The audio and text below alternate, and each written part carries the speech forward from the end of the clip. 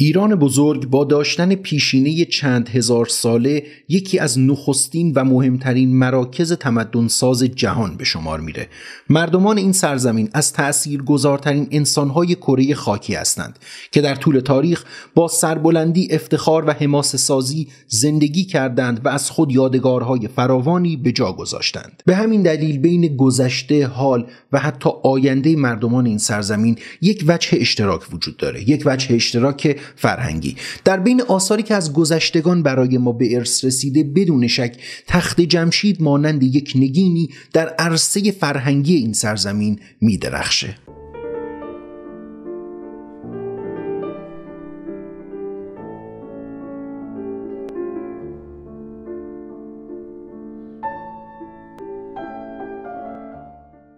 دوستان سلام، من آرمان هستم. به دیپ پادکست خوش اومدید. اگر دوست دارید در مورد تخت جمشید اطلاعاتی به دست بیارید، من در همین ابتدا 2 کتاب رو خدمتتون معرفی کنم که مربوط به انتشارات پارس است. راهنمای شرح مصور تخت جمشید نوشته علیرضا شاپور شهبازی و همچنین کتاب تخت جمشید در تاریخ معاصر نوشته محمد حسن طالبیان، علیرضا خجندی و مازیار کاظمی. بریم با تخت جمشید، یکی از شاهکارهای معماری ایران باستان و همچنین جهان باستان آشنا بشیم.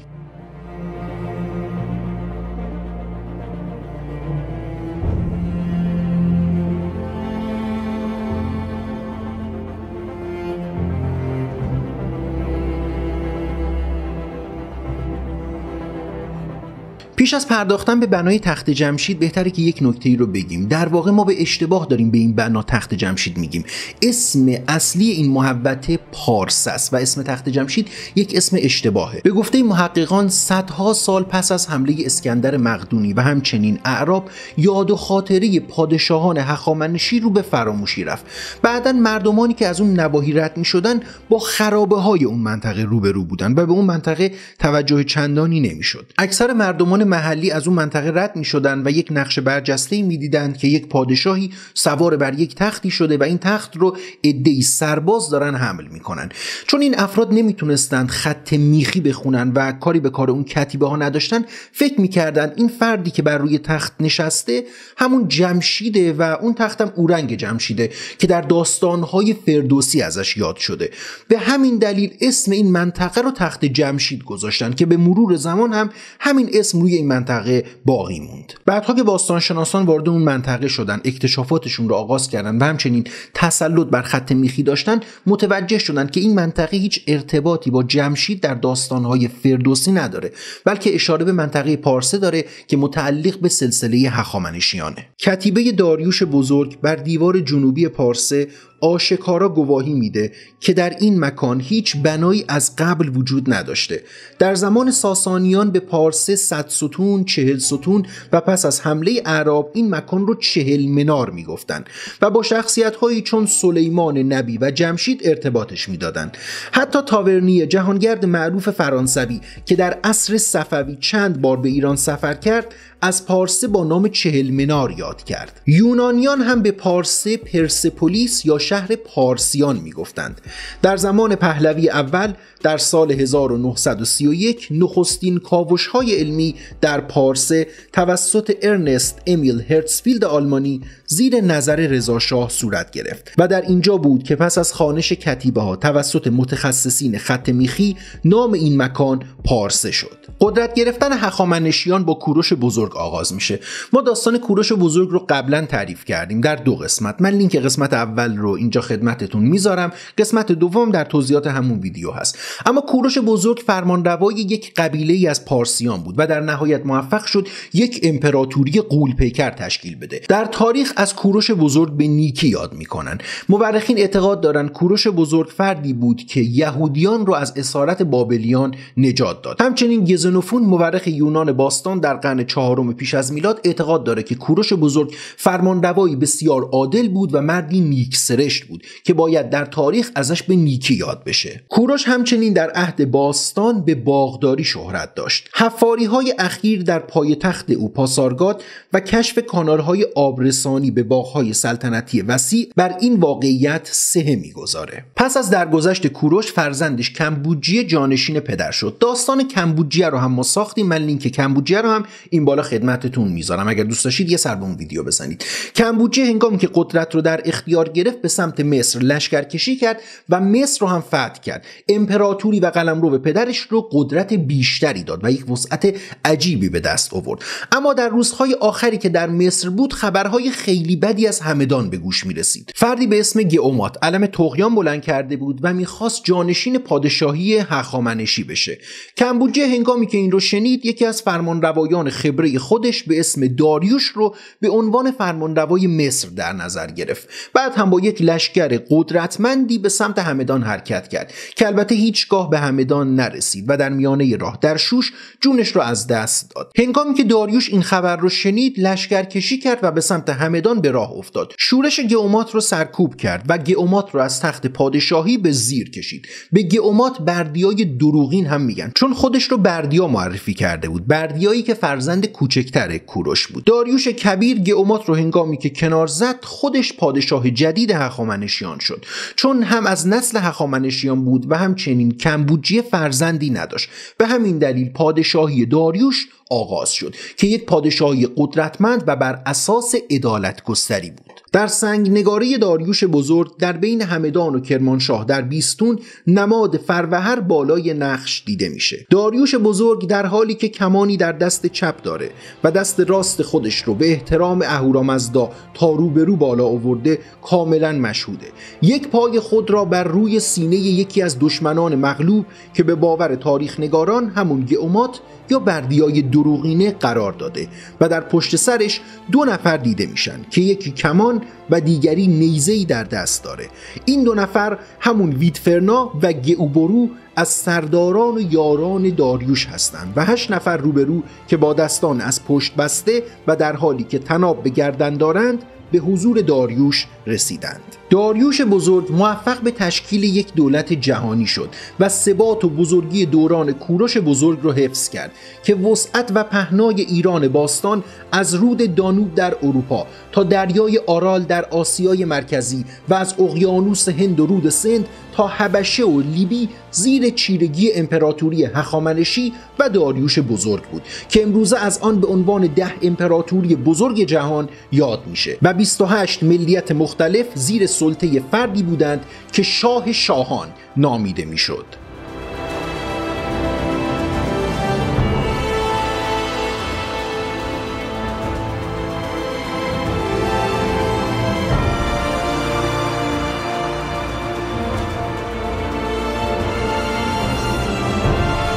در دوران هخامنشیان ما 3 تا پایتخت داشتیم: همدان، شوش و بابل. همدان پایتخت ییلاقی هخامنشیان بود، شوش و بابل پایتخت قشلاقی هخامنشیان بود. پس در این بین پارسه چه جایگاهی داره؟ به اشتباه خیلی پارسه یا همون تخت جمشید رو پایتخت هخامنشیان میدونن، در حالی که چنین نیست. پارسه به عنوان پایتخت در نظر گرفته نشده بود، نه پایتخت نظامی بود و نه پایتخت سیاسی، بلکه یک مکانی بود که در آن سایر افراد از قلمروهای مختلف وارد این منطقه می شدند و جشنهای باشکوه در اینجا برگزار می شد.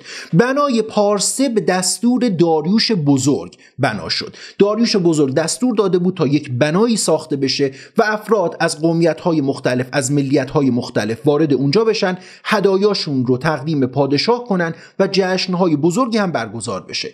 داریوش فرد بسیار سیاستمداری بود. مسلماً خودش هم میدونست ساخت چنین بنایی تا هنگام حیاتش تموم نمیشه و ادامه خواهد داشت. به همین دلیل دستور داده بود که بعد از مرگش این روند ادامه پیدا کنه و تبدیل به میراثی برای صلح برای آیندگان باشه. پس از تصمیم گیری و مشورت‌های فراوان در دامنه کوه مهر که امروزه به اون کوه رحمت میگن، با چیدن و قرار دادن قطعات بزرگ سنگی در کنار هم، زمینی تخت به وسعت و بزرگی 125,000 متر مربع که به صفه مشهور شده شکل داده شد. سپس کار ساخت کاخهای مجلل و تالارهای پرشکوه اون در زمان داریوش بزرگ آغاز شد و طی دهه‌ها توسط جانشینانش یعنی خشایارشاه و اردشیر اول هخامنشی ادامه پیدا کرد و تکمیل شد. به نظر میرسه اینکه کوه مهر یا کوه رحمت رو انتخاب کردن یک دلیلی پشتش بود. دلیل اصلیش مقدس بودن اون منطقه بود. از کجا میفهمیم که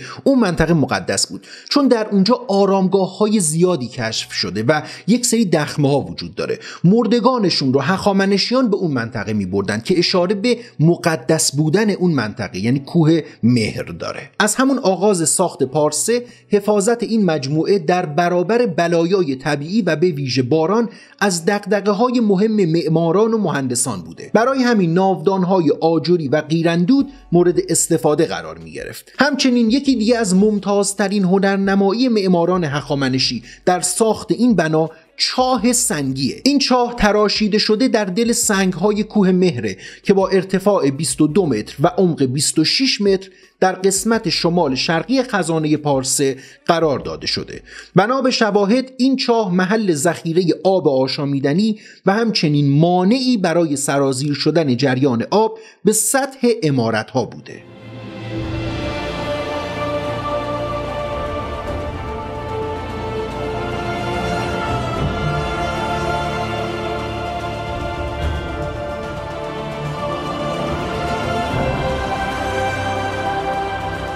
اما در خود محوطه پارسه ما چندین کاخ داریم که هر کدوم از این کاخها استفاده مختص به خودش رو داشت. بریم با کاخهای محوطه پارسه آشنا بشیم.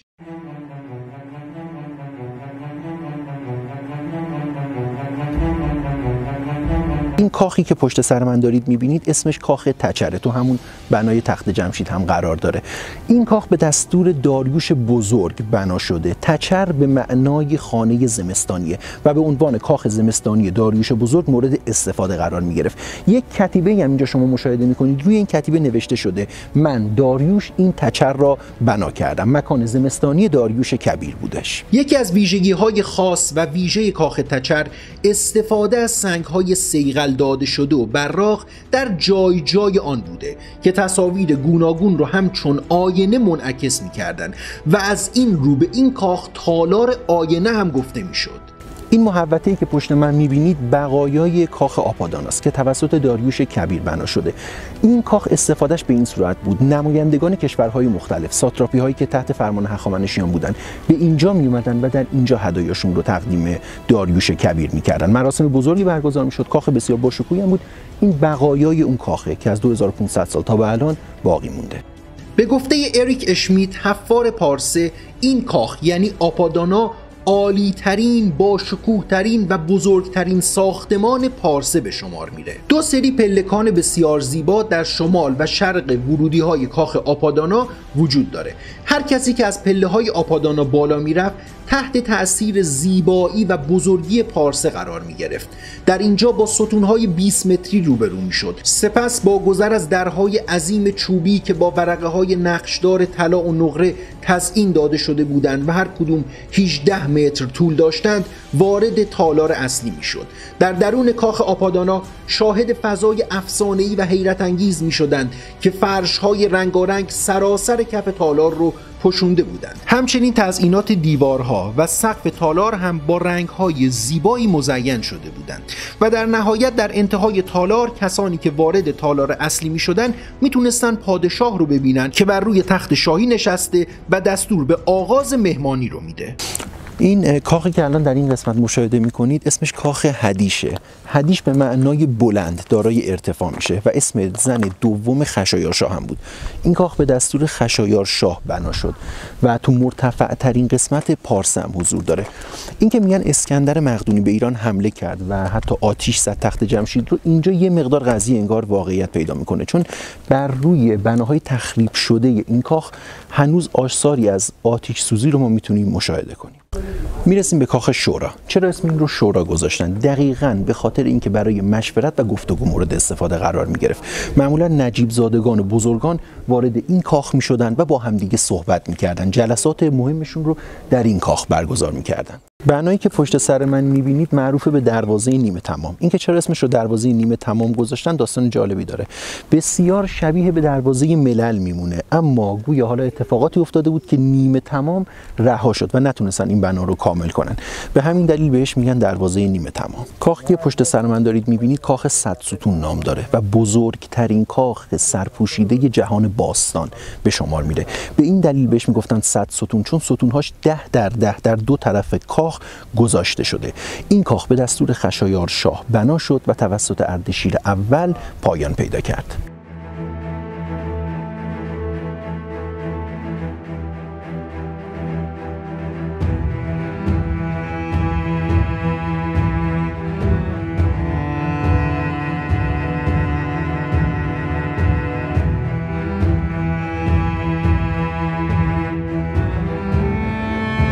پارسه یک بنایی بود فراتر از زمان و عصر خودش. قصد معماران پارسه هم همین بود که اثری رو خلق کنن که در آینده هم مورد استفاده قرار بگیره و از اون یاد بشه.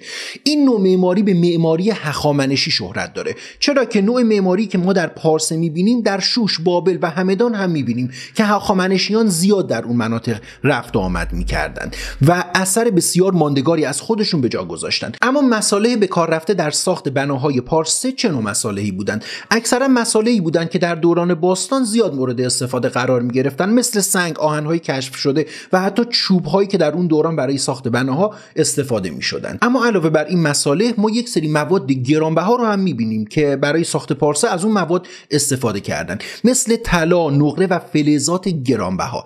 اما این مواد رو چطور وارد محوطه می‌کردند و از کجا به دست می‌آوردند؟ جالب، سنگ‌های بزرگ تخت جمشید یا همون پارسه رو از معدنی به نام معدن الماس در کوه سیوند در تنگ خشک در 30 کیلومتری شمال شرق مرودشت که در روبروی روستای سیوند قرار داره از اونجا به دست می آوردند و از طریق عرابه ها، قایق ها و همچنین استفاده از رودخانه سیوند به سمت تخت جمشید می بردند. پس از برش و آماده کردن به منطقه مورد نظر منتقل می کردند. همچنین کتیبه پهلوی تنگ خشک سیوند نخستین سندیه که در اون راز چگونگی ساخت تخت جمشید رو شرح داده.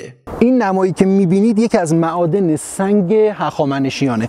قشنگ جای برش الان از نمای بازتر مشخصه که سنگ، نوع سنگا، نوع شکلی که پیدا کردن با سایر سنگای کوه فرق داره که کاملا مشخصه به دست انسان اینطور شده که حالا داخلش هم فیلم برداری کردیم و مشخص شد که چه دالانایی ساخته بودن، صندلی درست کرده بودن و این یکی از چند معدن سنگ هخامنشیانه. ما الان در تنگ خشک هستیم، در چند کیلومتری تخت جمشید. اگه براتون سواله که سنگای تخت جمشید از کجا اومده و اون بنا چطور درست شده، دقیقاً از این کوه اومده. این سنگایی که نگاه میکنید برش داده شدن که تو همون زمان هخامنشیان بود. در اون زمان این سنگا رو برش میدادن چون کوه مهر سنگایی با این ارتفاع نداشت. از اینجا از تنگ خشک در همون مرودشت سنگا رو می آوردن، برش میدادن، میبردن اونجا حکاکی میکردن. یه منطقه خیلی جالبی هم هستش، یعنی این برشایی دادن که راهرو درست کردن. کارگران هخامنشی از دل این راهروها رد میشدن، سنگا رو برش میدادن، میبردن جاهای مختلف. خیلی هم منطقه صعب العبوریه، ولی خب اون زمان معلوم نیست واقعا چطور این کارو انجام میدادن. حالا من میرم داخل، اگه بتونین دوربینم بیاد خیلی خوب میشه.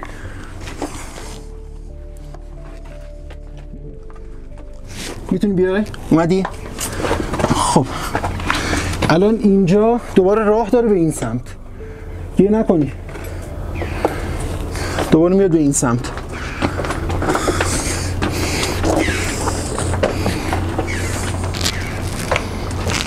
اومدی؟ دوباره از اینجا راه داره به یه راهرو دیگه. همینطوری این راهروها به هم دیگه راه دارن، میره به سمت دیگه. حالا تو دیگه نگه چون اینجا یه ذره پرتگاهه. دوباره اینجا هم یه راهرو دیگه است به این شکله. نه اینجا پرت میشه.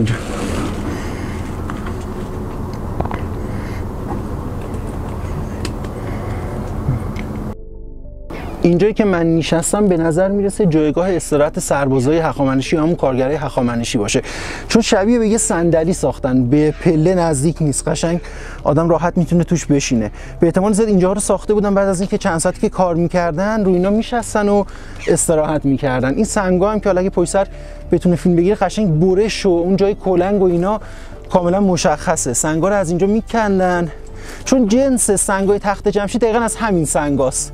اینا رو میگرفتن و میبردن سمت تخت جمشید. اینجا هم که میشستن و استراحت میکردن. این دالانی که میبینید کاملا مشخصه که یه پله‌ای بوده ساختن، پله میخورد میرفت پایین، به دالانای دیگه راه داشت. سنگا رو برش میدادن میبردن، قشنگ بخش بندی کرده بودن. اینجا یه معدن سنگ بود زمان هخامنشیان، سنگا کاملا صاف برش داده شده و اونم که جای استراحتشون که حالا این پله به مرور زمان خراب شده ولی معلومه که اینا پله بود میخورد پایین. اینجا هم حتی جای پا گذاشتن، یعنی یه جوری که آدم راحت بتونه بره بالا. مسیر گذاشتن، پله مانند کندن اینا رو. حالا طبق امکانات اون زمان پله میخوره میره بالا و اون بالا میرسه. البته یه عده‌ای هم اعتقاد دارن که این سنگ‌ها برای تخت جمشید مورد استفاده قرار نگرفته، بلکه این سنگ‌ها برای آرامگاه کوروش مورد استفاده قرار گرفته. این نظریه هم میتونه درست باشه و حتی میتونه قضیه رو عجیب‌تر کنه، چرا که از این معادن سنگ تا آرامگاه کوروش چیزی در حدود 130 کیلومتر فاصله است و اینکه چطور میتونستن این سنگ‌ها رو جابجا کنن خودش یک مقوله دیگه‌ایه. ولی این تنها معدن سنگی نبود که نشون دادیم. در همون حوالی مرودشت 28 تا معدن سنگ دیگه وجود داره که هخامنشیان از این معادن سنگ استفاده می‌کردن و برای ساخت بناهاشون این سنگ‌های غول‌پیکر رو جابجا می‌کردن. چوب‌هایی که در محل تهیه می‌شد با ذوق و سلیقه طراحان و معماران سازگار نبود و ناگزیر بودند چوب‌هایی در خور کاخ‌های پارسه رو از راه‌های دوردست حمل کنند. برای مثال تیرهایی که از چوب درخت سدر بوده در اون زمان فقط در لبنان رویش داشت. یکی از جذابترین و عجیبترین بخش‌های پارسه کانال‌های زیرزمینی اونه، چرا که بیش از 2 کیلومتر طول داره و معمولاً هیچ وقت هم دیده نمیشه. یه نکته جالبتر اینه که کاخ‌هایی که درون محوطه پارسه بودن دارای یک سیستم تهویه هوا بودن، یعنی مشکل آب و هوا نداشتن. در هنگام زمستون این کاخ‌ها محیطشون گرم بود و در هنگام تابستون هوای خنکی داشتن که یکی دیگه از ویژگی‌های کاخ‌های محوطه پارسه است. دشت سرسبز مرودشت، سقف‌های بسیار بلند و فضاهای وسیع، درهای گشاده و پنجره‌های متعدد و گوناگون هوای پارسه رو در تابستون معتدل و خنک می‌کنه و در زمستون دیوارهای خشتی و لایه‌های گچ که یک عایق حرارتی رو تشکیل می‌دادن، همچنین پرده‌های ارغوانی بلند و ضخیم که مانع نفوذ سرما به درون فضاها و تالارها می‌شدن. پوشش سقف هم چوبی بود که این امر در گرم شدن محیط تأثیر بسزایی می‌ذاشت.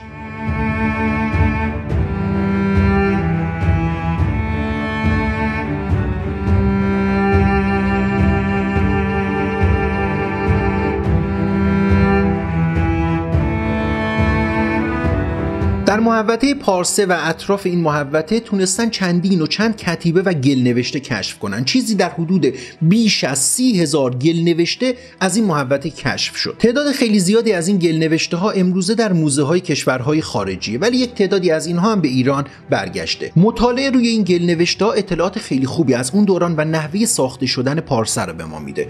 کاملا مشخص میشه کارگرانی که در اونجا کار میکردن دستمزد دریافت میکردن و همچنین در بین کارگران ما کارگر زن و همچنین کارگر مرد داشتیم. افراد خیلی زیادی به استخدام مهندسان و معماران هخامنشی در اومده بودند تا این بنای بزرگ ساخته بشه. این گلنوشته ها نحوه پرداخت دستمزد رو مشخص میکرد. به بعضی از اونها مواد غذایی پرداخت میشد، به بعضی از اونها پول پرداخت میشد و همچنین کالاهای مورد نیازشون. هر کدوم درآمد خاص خودشون رو داشتن. بر اساس این گلنوشته ها کاملا مشخص میشه که حقوق زن و مرد و همچنین ارث زن و مرد در دوران هخامنشیان برابر بود و همچنین برای زنان در هنگام زایمان مرخصی در نظر گرفته میشد و حتی یک سری حق و حقوق بیشتری رو هم پرداخت میکردن.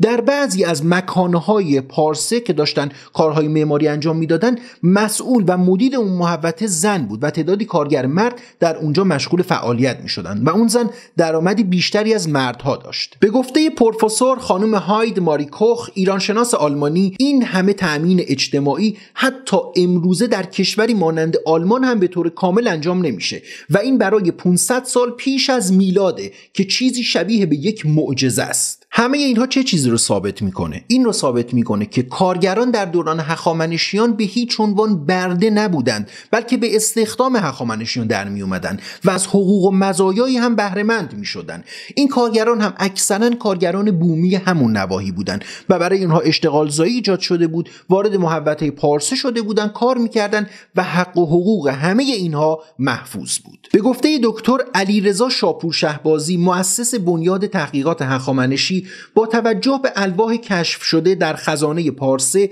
یونانیان هیچ نقشی در ساخت پارسه نداشتند و تمامی اطلاعات کتبی که از سنگ نوشته ها و گل نوشته ها به دست آمده، هیچ کارگر و هنرمند و مهندس یونانی در ساخت پارسه وجود نداشته. همونطور که گفته شد، پارسه پایتخت نظامی و سیاسی هخامنشیان نبود و برای برگزاری مراسم بزرگ و مهم مورد استفاده قرار می گرفت.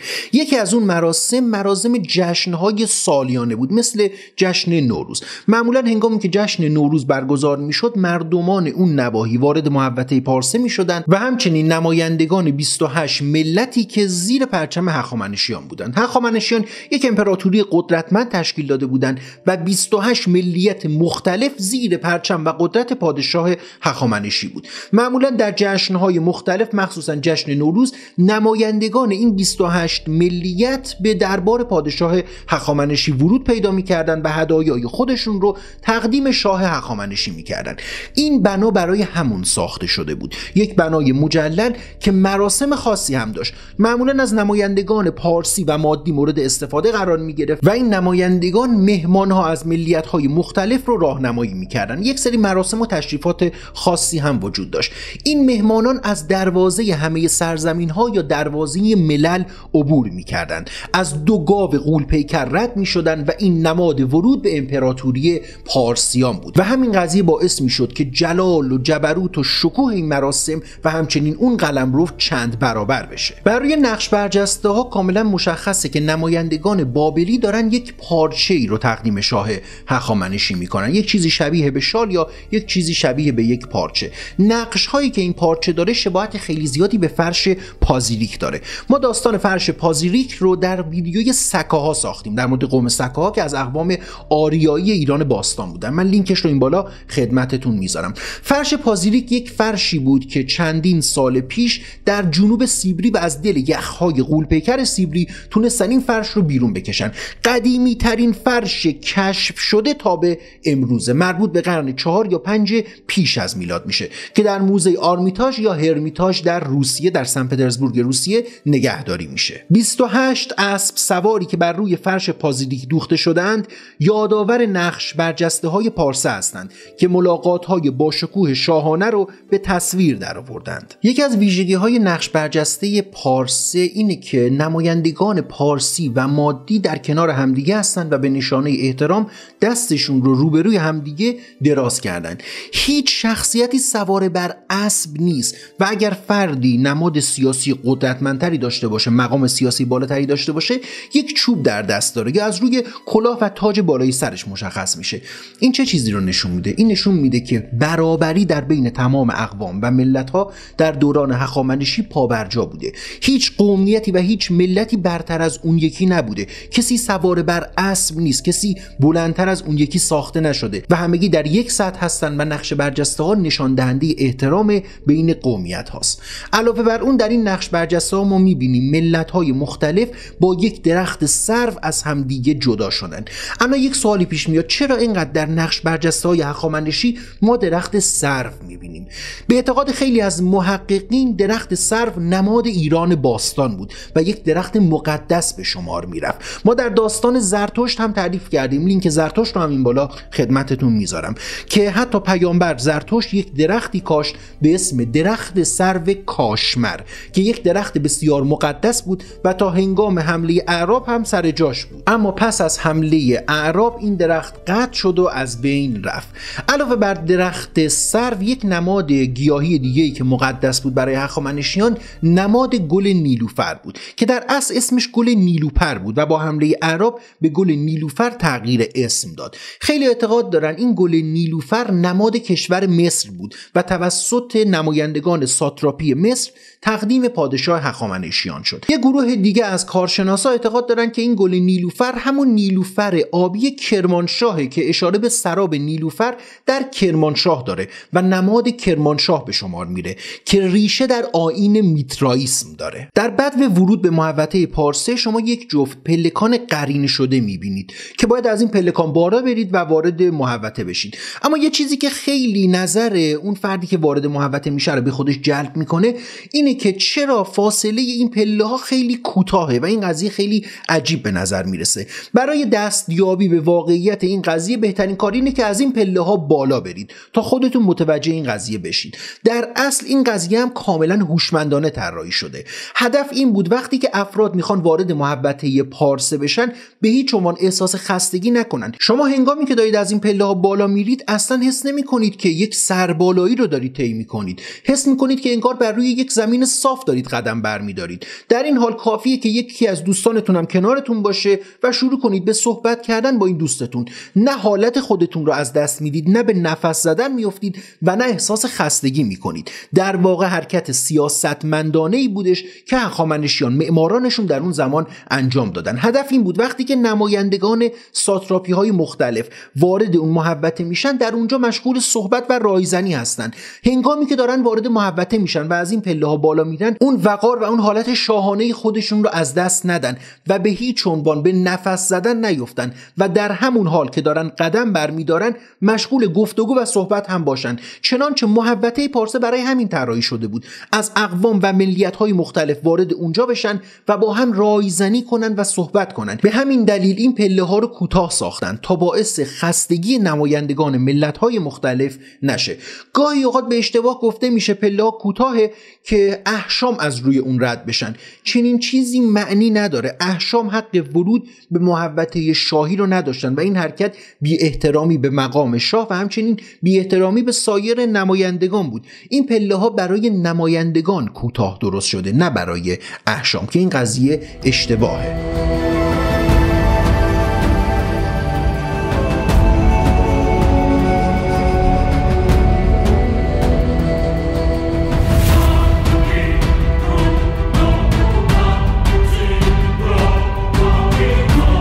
در مورد نحوه ساخته شدن پارسه نظریه ها خیلی زیاده. هیچ کدوم تا الان رد نشدن و هیچ کدوم تا الان به تایید نرسیدن. طبق نظریه نویسنده معروف جیم هیکس در کتابش به نام پارسیان اینطور میگه که برای کار گذاشتن قطعات پایینی ستونهای چندتونی سنگی احتمالاً از سطح شیبدار استفاده شده و کارگران با استفاده از زور بازوهاشون و تنابهای ضخیم و گویهای چوبی و همچنین اهرم قطعات 23 تونی ستونها رو اول از سطح شیبدار محکم آجری بالا کشیدن و بعد هم اونها رو روی پایه ستونها نصب کردند. اما برخی دیگه اعتقاد دارن چون فاصله بین ستونها کمه، نظریه سطح شیبدار رد میشه و به احتمال زیاد از جرثقیل‌های مکانیکی و چوبی دستساز در اون زمان استفاده کردن که این جرثقیل‌ها مورد استفاده قرار میگرفت و ستونها رو جابجا میکرد.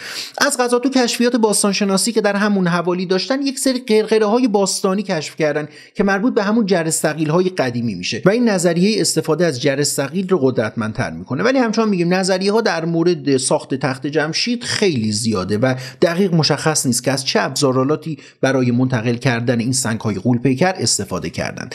اما بنای پارسه بیش از 2 قرن ساختش طول کشید. از زمان داریوش بزرگ آغاز شد و تا پایان هخامنشیان هم ادامه پیدا کرد و هیچگاه تکمیل نشد. به اعتقاد مورخین اسکندر مقدونی به ایران حمله کرد، وارد محوطه پارسه شد و اونجا رو به طور کامل ویران کرد و به دست یونانیان این بنای مهم و این نماد فرهنگی ایرانیان به تاراج رفت و از بین رفت. عده‌ای اعتقاد دارند تخت جمشید به دستور اسکندر مقدونی به آتش کشیده شد، ولی خیلی از دانشمندان این رو رد میکنن. یکی از افراد احمد حامی پدر علم معماری ایرانه که اعتقاد داره تخت جمشید هیچگاه به آتش کشیده نشد، چون اعتقاد داره سنگ‌های تخت جمشید از جنس آهک هستن و یک چنین چیزی با علم شیمی جور در نمیاد. حالا در خود کتاب خیلی به طور کامل اون مباحث علمی شیمی رو مطرح کرده و اثبات میکنه آتش گرفتن تخت جمشید نمیتونه حقیقت داشته باشه که میتونید به خود کتاب مراجعه کنید. کل اون فرمول‌های شیمیایی رو